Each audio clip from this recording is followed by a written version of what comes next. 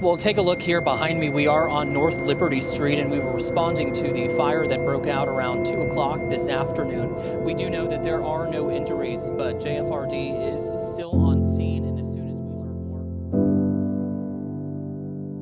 more. I woke up one morning and could not walk to the bathroom and sat on the edge of the bed for about 10 minutes trying to catch my breath. Well, good evening. We are here on scene. When First Coast News reporter Robert Bradfield experienced shortness of breath last fall, he thought he might have COVID-19, but all 3 COVID tests he took came back negative.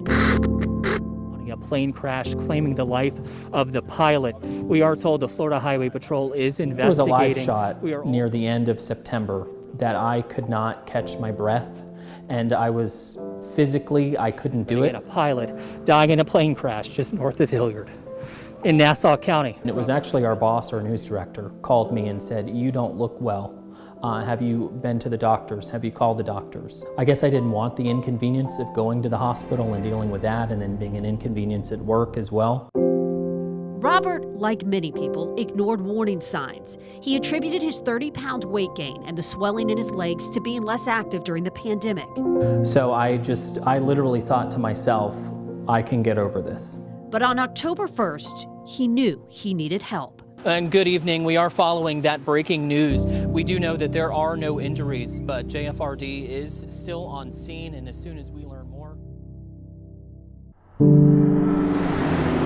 My dad drove up from Orlando, and the whole way down, I was laying flat in the passenger seat because I could not catch my breath. His parents took him straight to the hospital. Normal heart rate between 50 and 70, 75. That's resting. My heart was going 170 beats. And they said, well, we need to take you to our main campus.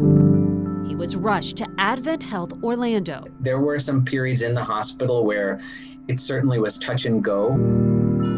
Robert was diagnosed with cardiomyopathy, a disease that stops the heart muscle from pumping efficiently. Robert's heart was only pumping 20% of its capacity. Doctor came knocking and said, "You have heart failure."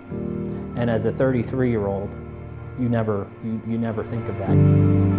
He also learned he had diabetes and atrial fibrillation, an irregular rapid heartbeat. We even evaluated him for the possibility of whether he might need a heart transplant to survive being able to be discharged from the hospital. That's how sick he really was. First 8 days in the hospital, I lost 30 pounds of fluid. Had he waited much longer to go to the hospital, his cardiologist, Dr. Naveen Bellam, says Robert might not be alive today.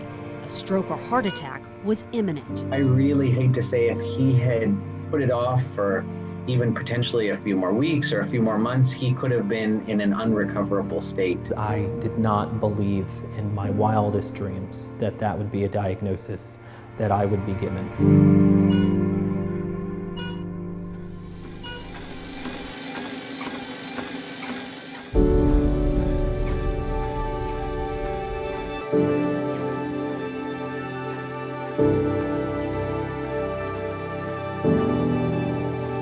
When he was finally sent home, his doctor ordered cardiac rehab 3 days a week. He came here to Memorial Hospital Jacksonville to rebuild his heart function and strength,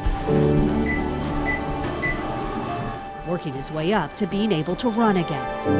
He can live a full, active life, but he's going to always need to take care of himself. He's going to need to pay attention. I'm making it. Heart disease can happen at any age. Risk factors include smoking, high blood pressure and cholesterol, diabetes, stress, obesity, and being inactive. There are a lot of individuals, they don't want to know that there's something wrong. But it is very safe to come to the hospital. It's very safe to go to the doctor's office. It is one of those things that you really do need to pay attention to your body.